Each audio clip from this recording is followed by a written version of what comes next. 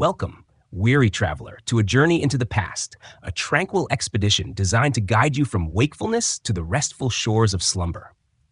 Tonight, we embark on a vast and serene exploration of a pivotal era in human history, the age of Alexander the Great and the expansive, vibrant Hellenistic world he forged. This is not a tale of frantic battles and loud proclamations, but a calming narrative of cultures meeting, ideas spreading, and the quiet, enduring legacy of a man who changed the map of civilization. Close your eyes now and let your mind's eye settle on a map of the ancient world. See the familiar peninsula of Greece, with its rocky coastlines and sun-bleached temples.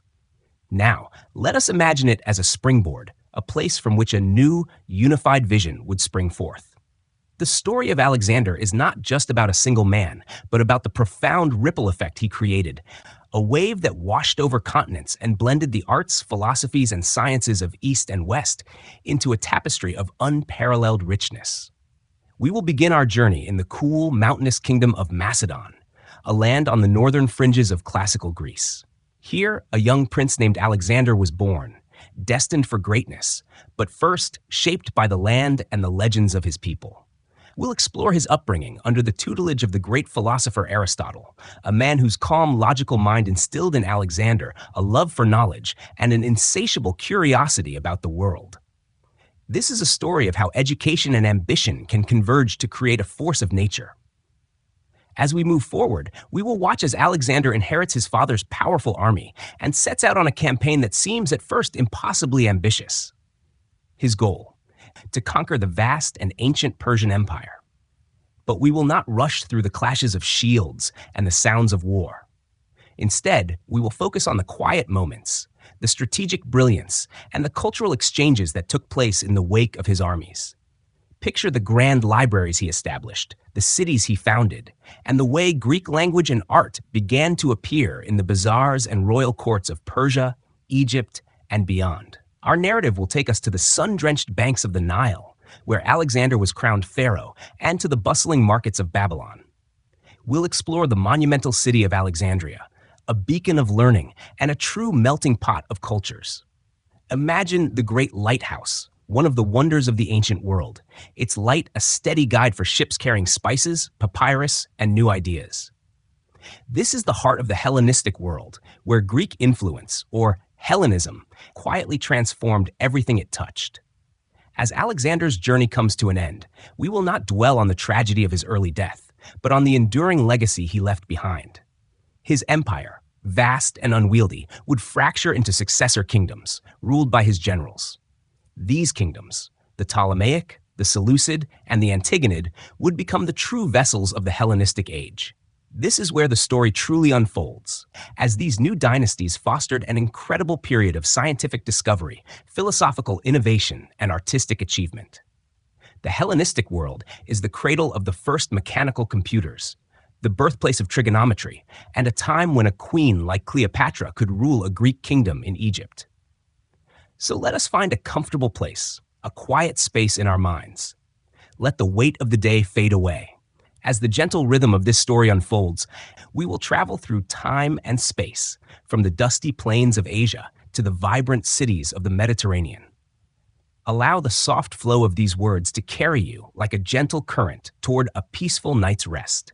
Let the history of Alexander's Hellenistic world be your guide into the deep and restorative sleep you deserve.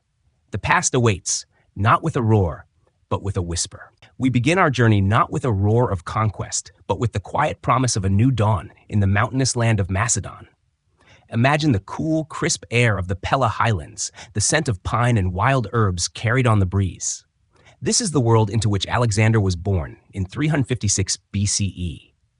Macedon, at this time, was a rugged kingdom, situated just to the north of the more famous Greek city-states like Athens and Sparta.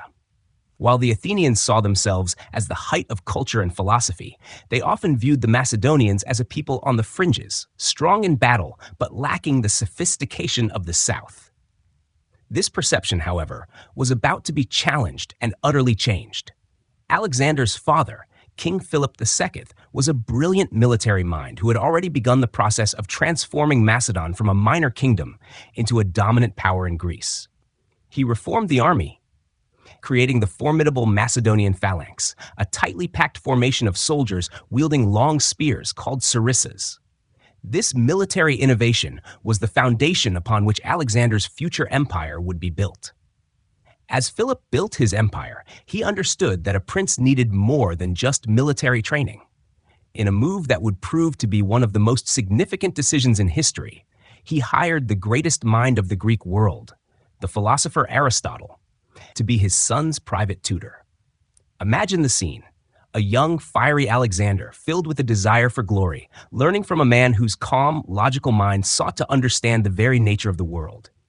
Aristotle did not just teach Alexander the traditional subjects. He instilled in him a love for Homer's epic poetry, particularly the Iliad, a tale of heroic deeds and divine intervention that would serve as a lifelong inspiration. Alexander saw himself as a new Achilles, a hero destined for legendary status. Aristotle also taught him about medicine, science, and philosophy, encouraging a curiosity that would lead Alexander not only to conquer lands, but to explore them, to document their flora and fauna, and to seek knowledge from their sages. Alexander's upbringing was a unique blend of these two worlds: the martial strength of Macedon and the intellectual sophistication of Greece. He was trained to be a king and a warrior from a young age, learning to ride, hunt, and lead soldiers. Yet, he also learned to appreciate poetry, rhetoric, and the arts, a combination that made him an unusually charismatic and complex leader. He was a man who could lead his troops in a grueling charge one day and debate philosophy with a court scholar the next. His education under Aristotle was the seed from which the Hellenistic age would grow. It was here, in the quiet classrooms of Pella, that the idea of a world united by Greek culture began to take root in the mind of the future conqueror. This was not just a military campaign. It was a mission born of a profound belief in the power of Greek civilization. The stage was set, and the young prince, armed with both a sword and a library of knowledge, was ready to step onto the world stage. As we let this image of the young prince and his wise mentor fade, we can feel the promise of what is to come, a calm before the storm of history. As we continue our gentle journey, the scene shifts from the quiet halls of learning to the tumultuous arena of royal power. The year is 336 BCE, and the serenity of Macedon is shattered by a shocking event. At the wedding of his daughter, King Philip II is assassinated. The details of the plot remain murky, but the outcome is clear and decisive. The 20-year-old Alexander, a youth still in the shadow of his brilliant father and his renowned tutor, is now the king of Macedon. This moment could have led to chaos, a power vacuum that would have torn the kingdom apart. Yet what follows is a testament to Alexander's preternatural leadership and a calm, calculated ferocity. He does not hesitate. Imagine the tension in the royal court, the whispers and the schemes of rival claimants to the throne. Alexander moves with a swiftness that leaves no room for doubt. He first secures the loyalty of the Macedonian army, the very soldiers his father had built into an invincible force. The army, which had seen Alexander fight alongside them and lead them in battles like Chaeronea, pledges its allegiance. But the challenges are not just within Macedon itself. The Greek city-states, long held in check by Philip's military might, see this as an opportunity. They believe a young, unproven king will be unable to hold them in submission. Revolts and rebellions begin to stir across Greece, particularly in the powerful city-state of Thebes. Our narrative now flows to the south, to the heart of Greece. Alexander, rather than waiting for these rebellions to grow, acts with a speed that stuns his enemies. He marches his army south, not in a loud, boisterous campaign, but with a quiet, relentless efficiency. The Greek city-states, expecting a drawn-out conflict, are taken by surprise. Alexander's goal is not to punish all of Greece, but to make a singular, unforgettable example. He aims his focus at Thebes, a city that had declared its independence and was actively stirring up rebellion. Thebes, a proud and ancient city, believed its strong walls and military tradition would protect it. They were wrong. The siege and capture of Thebes is a somber chapter, but one that is crucial to understanding Alexander's rise. The city falls, and Alexander makes a grim decision. He razes the city to the ground, sparing only the temples and the house of the revered poet Pindar. The message is clear and unequivocal. Opposition will not be tolerated, This decisive and indeed brutal action serves its purpose.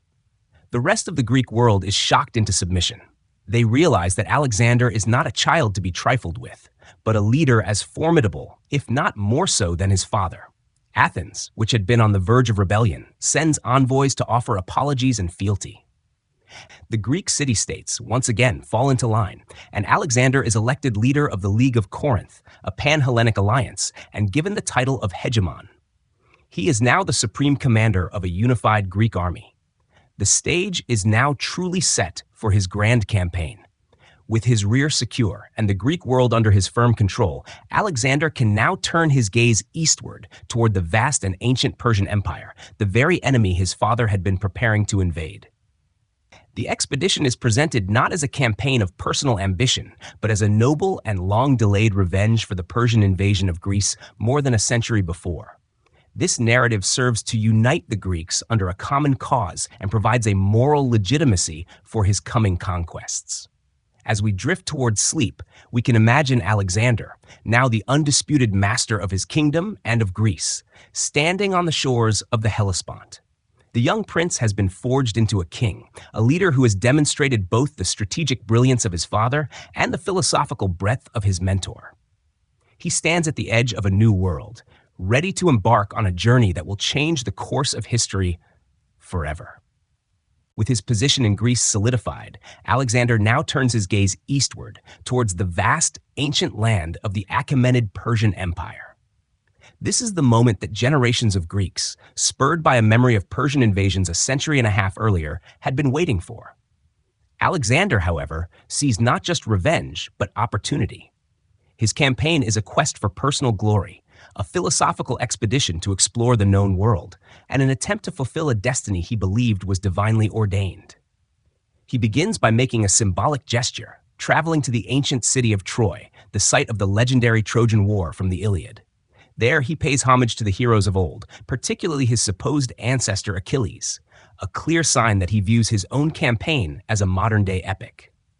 Our journey now carries us across the Hellespont, a narrow strait separating Europe from Asia Minor. In 334 BCE, Alexander's army of roughly 40,000 men crosses this body of water.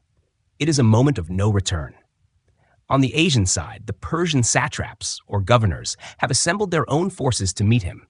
Their army, while numerous, is not yet a unified force under the great king, Darius III. The first major confrontation occurs at the Battle of the Granicus River. Imagine the scene: the rushing water of the river, the glint of sun on bronze armor, the chaos of horses and men clashing.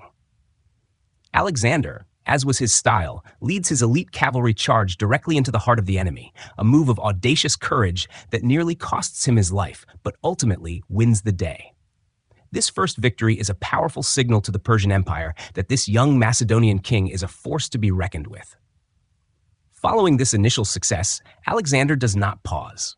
He moves with a quiet, relentless speed down the coast of Asia Minor. His strategy is brilliant. He doesn't just conquer, he liberates. He frees the Greek city-states along the coast that had been under Persian rule for generations. He replaces the local tyrants and establishes democratic governments, a savvy political move that secures his flank and wins him the support of the local populace. He is not just a conqueror, he is a liberator, and his reputation grows with every city that opens its gates to him. As we move deeper into what is now modern-day Turkey, we see the first major test of Alexander's strategic genius. At the Battle of Issus in 333 BCE, he faces the full might of the Persian army, led by King Darius III himself. The Persian army is massive, outnumbering the Macedonians significantly. Yet Alexander's army, with its superior training and leadership, proves to be the more effective fighting force. The battle is a decisive victory for Alexander. Darius flees the field, leaving his family behind, a major blow to his prestige and a huge propaganda victory for Alexander. Alexander captures Darius's mother, wife, and daughters, but rather than treating them as spoils of war, he treats them with a surprising and dignified respect, an act that further enhances his reputation as a noble and magnanimous conqueror. Following this victory, he makes a crucial strategic decision. Instead of pursuing Darius, he turns south, determined to secure the entire Mediterranean coastline. His logic is simple. As long as the Persian fleet can operate in the sea, it poses a threat to his supply lines and his control of the newly conquered territories. He must capture the coastal cities one by one to neutralize this threat. This decision leads him to the monumental siege of Tyre, a fortified island city that resists him fiercely, and the subsequent conquest of Egypt. As we let these images of early victories and strategic maneuvers fade, we can feel the rhythm of Alexander's march, a steady and unstoppable force pushing ever eastward. The young king is no longer an untested leader. He is the undisputed master of a vast territory, and his ambitions are only growing larger. He is no longer just a Macedonian king, but the ruler of a nascent empire, a man poised to challenge the very heart of Persian power. Our tranquil journey now carries us south, away from the battlefields of Asia Minor and into the sun-drenched ancient land of Egypt. Following his victories at the Granicus and Ischius, Alexander made a pivotal strategic decision to secure the Mediterranean coast before fleeing Persian king Darius III. This path leads him to Egypt in 332 BCE. The journey through the coastal cities, including the long and arduous siege of the island city of Tyre, demonstrates Alexander's unyielding determination. But his arrival in Egypt is different. Here, there are no pitched battles, no sieges. The Persians, who had ruled Egypt with a heavy hand, are deeply unpopular. As Alexander and his army enter, they are not met as conquerors, but as liberators. Imagine the grand processions, the welcoming cheers of the Egyptian populace as they greet Alexander. The Persian satrap surrenders without a fight, ceding control of this ancient kingdom to the young Macedonian king. Alexander's time in Egypt is marked by a deep respect for the land's traditions and a profound act of cultural integration. Instead of imposing his own gods and customs, he embraces theirs. He travels to the ancient temple of the god Amun-Ra in the distant Siwa oasis. It is a long, difficult journey through the desert sands, but a pilgrimage that will forever change his standing. At the temple, the oracle of Amun-Ra greets him not as a mere king, but as a son of the god himself, a living deity. This moment, whether it was a genuine spiritual experience or a brilliant political maneuver, solidifies Alexander's divine status in the eyes of his new Egyptian subjects. His most lasting legacy in Egypt, however, is the founding of a new city. On the coast of the Mediterranean, in a strategic location at the western edge of the Nile Delta, Alexander personally lays out the plans for Alexandria. This will not be just a military outpost, but a beacon of Greek culture, learning, and commerce. Picture the city taking shape, a grid plan of wide, straight streets, monumental public buildings, and a harbor designed to facilitate trade across the entire Mediterranean. This new city will become the intellectual heart of the Hellenistic world for centuries, home to the great Library of Alexandria and the towering Lighthouse of Alexandria, a wonder of the ancient world. It is here that we see Alexander's vision of a blended culture most clearly. He is not just ruling from afar. He is creating a new urban center where Greek ideas and Egyptian traditions could coexist and flourish. The period in Egypt also gives us a deeper look into Alexander's character. He is not just a warrior, but a builder, a visionary who sees a future where Greek civilization is not just confined to the rocky shores of the Aegean, but a global force. His decision to leave Egypt peacefully, with its governance handed over to trusted lieutenants who understood the importance of local traditions, shows his strategic wisdom. He is not just about the conquest, but about the consolidation. As we let these peaceful images of temples and burgeoning cities drift through our minds, we can feel the shift in Alexander's story. He is transformed from a regional king to a revered pharaoh and a divinely sanctioned ruler. With his western flank secure and his reputation cemented in the hearts of both Greeks and Egyptians, he is now ready to turn his attention back to the primary goal, the complete and utter defeat of King Darius III and the heart of the Persian Empire. With Egypt now under his peaceful control and a new city named in his honor beginning to take shape, Alexander's focus shifts back to his central objective, the complete subjugation of the Persian Empire. King Darius III, having fled from the Battle of Issus, has been gathering a new and even larger army from the far-flung corners of his vast empire. Our journey now takes us deep into the heart of Mesopotamia, to a dusty plain near the ancient city of Arbela. The year is 331 BCE, and the stage is set for the final, decisive confrontation. This is the Battle of Gaugamela, perhaps the most significant engagement in Alexander's career. Imagine the dawn on the battlefield, a vast, flat expanse where Darius's army, said to number in the hundreds of thousands, is arrayed in a formidable display of power. He has even deployed scythed chariots, a terrifying weapon designed to break the Macedonian phalanx. Alexander's army, though a fraction of the size, is a veteran force, disciplined and supremely confident in their leader. As the two armies face each other, Alexander makes a brilliant strategic move. Instead of engaging in a head-on clash, he widens his phalanx and moves his entire army to the right, luring the Persian forces to follow. This maneuver creates a crucial gap in the Persian line, which Alexander, leading his elite cavalry, the companions, exploits with ruthless efficiency. The battle is a long and chaotic affair, but the outcome is decided when Alexander and his cavalry charge directly towards Darius himself. The sight of Alexander, a man who had already defeated him once, bearing down on him is too much for the Persian king. Darius, in a move that seals his fate and the fate of his empire, turns his chariot and flees the field for a second time. With their king gone, the vast Persian army begins to crumble. The battle ends in a complete and total victory for Alexander. Following this monumental win, he marches into the great Persian cities of Babylon, Susa, and Persepolis. He enters Babylon not as a vengeful conqueror, but as a liberator. The city, with its famous hanging gardens and ziggurats, welcomes him. In Persepolis, the ancient ceremonial capital of the empire, he burns the palace of Xerxes, an act that is seen as a final symbolic revenge for the Persian burning of Athens. Our journey continues as Alexander pushes even further east, a relentless march into territories no Greek had ever seen. He campaigns in what are now modern-day Afghanistan and Pakistan, a grueling, multi-year campaign against fierce local resistance. This is where the true endurance of his army is tested, and where Alexander's vision of a blended empire begins to truly take shape. He marries Roxana, a Bactrian princess, a move that encourages his generals to do the same and promotes a policy of intermarriage and cultural fusion. He incorporates Persian soldiers and administrators into his army and government, a move that is deeply unpopular with many of his Macedonian veterans, but shows his long-term vision of a truly unified empire.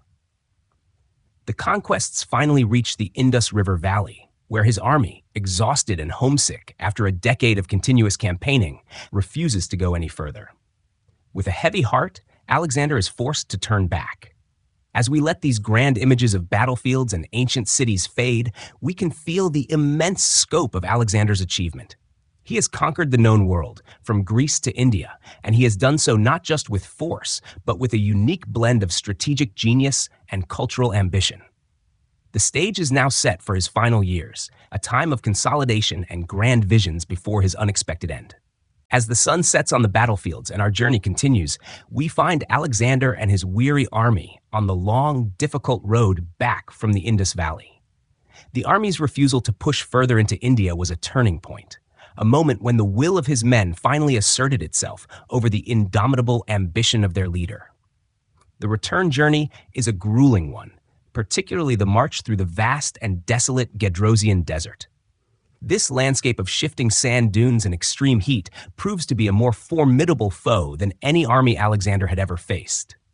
Thousands of soldiers perish from thirst and starvation, a stark and somber end to a decade of near unbroken military success. This punishing trek reveals a more vulnerable side of Alexander's empire, that its greatest strength, the army, was also its most fragile and human component. Upon his return to the heart of his empire, Alexander discovers that his prolonged absence has led to complacency, corruption, and rebellion among the satraps and governors he had left in charge. He acts swiftly and decisively, executing corrupt officials and reasserting his authority. These final years are a period of consolidation and a deepening commitment to his vision of a fused Greco-Persian world. Alexander, having already married the Bactrian princess Roxana, orchestrates a grand and symbolic event in the city of Susa, known as the Susa Weddings. Here, thousands of his Macedonian soldiers and officers are married to Persian noblewomen in a mass ceremony. The purpose is not just political, It is a profound attempt to blend the two cultures, to create a new shared ruling class that would solidify his empire from within. This policy of cultural integration, however, is met with resistance. His Macedonian veterans, who had fought and bled for a decade, feel alienated. They resent the inclusion of Persian soldiers, known as the epigoni, into the ranks of the army, and the adoption of Persian court customs by Alexander himself. This simmering discontent erupts in a mutiny at Opis, a moment of profound tension where Alexander's soldiers demand to be sent home. Alexander, with a mixture of stern discipline and emotional persuasion, manages to quell the rebellion, but the incident underscores the deep divisions that still existed within his empire. His vision of a harmonious, blended world was far ahead of its time, a noble aspiration that many of his men were not yet prepared to accept. As we drift towards the grand city of Babylon, we find Alexander in the final months of his life. He is not resting on his laurels. Instead, he is making plans for new campaigns, for a massive naval expedition to explore the Arabian Peninsula, and for the construction of a fleet of ships to circumnavigate Africa. These are the ambitious dreams of a man who saw no end to the world's discoverable horizons. His court in Babylon becomes a hub of intellectual activity and diplomacy, a vibrant center of his nascent world. Yet it is here that his health begins to fail. After a night of feasting and drinking, he falls ill with a high fever. The nature of his illness remains a mystery, debated by historians to this day. Was it malaria, typhoid, or perhaps even poison? As his final days draw near, he is unable to speak, and his generals and soldiers are allowed to file past his deathbed one last time. He dies in the palace of Nebuchadnezzar in Babylon in 323 BCE, just 32 years old. The death of Alexander is not the end of our story, but the beginning of a new one. His immense and unwieldy empire, held together by the force of his personality and the strength of his will, now faces an uncertain future. The dreams of unity and cultural fusion he held so dear are about to be shattered. His life's work, a testament to what a single man can achieve, now hangs in the balance. As we let the image of the young king's final moments fade, we can feel the quiet stillness that follows, a profound calm before the inevitable storm of history. The great unifier is gone, and the world he created must now face its own fate. The death of Alexander the Great in 323 BCE marks a profound turning point in our narrative, a moment of profound quiet that ushers in a period of great noise and conflict. The vast empire, built by the force of one man's will, now lay without a clear successor. Alexander's wife, Roxana, was pregnant, and a half-brother, Philip III, was mentally incapacitated. There was no one to inherit the mantle of power. This vacuum created a desperate struggle among Alexander's most trusted generals, men who had been with him since the beginning of his campaign. These generals are known to history as the diadochi, a Greek term meaning successors. Their conflict, a series of bitter wars that would rage for over 4 decades, would ultimately dismantle the very empire Alexander had so painstakingly built. The initial years are marked by attempts to maintain a semblance of unity. Alexander's most capable general, Perdiccas, is named regent for the unborn child, and the empire is nominally divided among the generals, with each receiving a satrapy to govern. But this fragile arrangement is destined to fail. These men, hardened by years of war and possessing ambitions as vast as the lands they governed, could not be content with being mere governors. The first of the wars of the diadochi breaks out as soon as Perdiccas' authority is challenged. It is a war of shifting alliances, betrayals, and grand strategies, a testament to the military genius of these successors who, in their own right, were formidable leaders. Imagine the vast territories of the empire becoming battlegrounds. In Asia Minor, Antigonus I Monophthalmus, a powerful and ambitious general, begins to expand his control, aiming to reunite the empire under his own rule. He becomes the most significant threat to the others. In Egypt, Ptolemy I Soter, one of Alexander's most trusted friends, secures his own position with cunning and foresight. He refuses to hand over Alexander's body, a major symbolic act, and begins to rule Egypt as his own kingdom. In the east, Seleucus I Nicator, a general who had been exiled by Antigonus, makes a miraculous return and begins to build a vast empire out of the eastern satrapies, from Mesopotamia to India. The climax of these wars comes at the Battle of Ipsus in 301 BCE. It is a colossal clash involving many of the Diadochi and their armies, a final, bloody spectacle that ultimately seals the fate of Alexander's unified empire. The battle results in the death of Antigonus and the permanent fragmentation of the empire. After this point, there is no longer a pretense of a single cohesive unit. Instead, the world Alexander had conquered is formally divided into a handful of powerful, independent Hellenistic kingdoms. This division is not a moment of quiet surrender, but a messy, violent process that lasts for years, solidifying a new geopolitical reality. As we let the noise of these conflicts fade, we can see the new landscape of the ancient world take shape. Three major Hellenistic kingdoms emerge as the dominant powers. The Ptolemaic kingdom in Egypt, ruled by Ptolemy and his descendants, becomes a beacon of learning and wealth. The Seleucid Empire, stretching across a vast territory from Asia Minor to India, becomes a diverse melting pot of cultures, though it struggles with its immense size. Finally, the Antigonid kingdom in Macedon and Greece maintains a hold on the very lands that gave birth to the empire. The dream of a single, unified empire under a single ruler is now gone, replaced by a new reality of competing, but culturally connected states. This is the true beginning of the Hellenistic Age, a period defined by the spread of Greek culture and the profound interactions between East and West, even as the political unity that brought them together has dissolved into a quiet mosaic of kingdoms. As the vast empire of Alexander splinters into separate kingdoms, our gentle narrative now takes a turn, settling peacefully along the fertile banks of the Nile River. This is the realm of the Ptolemaic kingdom, a dynasty founded by one of Alexander's most trusted and cunning generals, Ptolemy Thirst Soter. He secured Egypt for himself during the wars of the Diadochi, transforming a strategic satrapy into a powerful and enduring Hellenistic state. For nearly 3 centuries, from 305 BCE to 30 BCE, Egypt would be ruled by a line of Macedonian kings and queens who, while preserving their Greek identity, skillfully embraced the ancient traditions of the land. Imagine a world where the Greek language is spoken in the royal court, and yet the pharaohs are worshipped with the reverence once given to the native Egyptian gods. This is the unique cultural tapestry woven by the Ptolemies. They presented themselves to the Egyptian people as legitimate successors to the pharaohs, even adopting traditional royal regalia and building temples in the Egyptian style. A key example is the Temple of Horus at Edfu, a magnificent structure built by the Ptolemies in a purely Egyptian architectural style. This policy of cultural synthesis, or syncretism, allowed them to maintain the loyalty of the native population, while a Greek-speaking elite controlled the administration, military, and economy. It was a dual society, a Greek ruling class living in bustling new cities, and an Egyptian populace continuing their ancient way of life in the countryside. The heart of this new kingdom, and indeed the intellectual capital of the entire Hellenistic world, was the city of Alexandria. Picture a metropolis unlike any the world had ever seen. Its wide, straight streets, laid out in the grid plan of Greek urban design, were a stark contrast to the winding alleys of old Egyptian cities. At its heart lay the royal quarter, a sprawling complex of palaces and gardens. But Alexandria's true fame rested on 2 monumental creations, the Library of Alexandria and the Lighthouse of Alexandria. The library was more than a collection of scrolls.